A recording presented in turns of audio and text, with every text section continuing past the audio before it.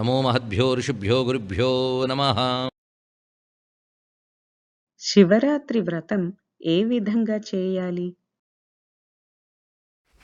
ఏ వ్రతం చేసినా దానికి ముందు రోజు రాత్రిపూట ఆహార విసర్జనం చేయాలి లేదా అల్పాహారమైనా స్వీకరించాలి.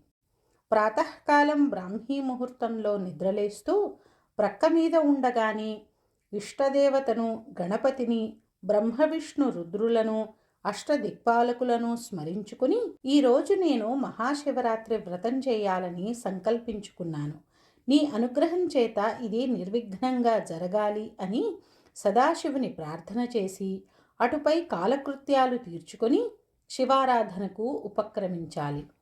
రోజంతా ఉపవాస జాగరణలు చేసి మరుసటి రోజు ప్రాతకాలంలో మళ్ళీ శివారాధన చేసి శివునకు నివేదించిన ఆహార పదార్థాలను సేవించాలి.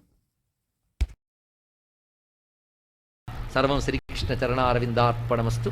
స్వస్తి.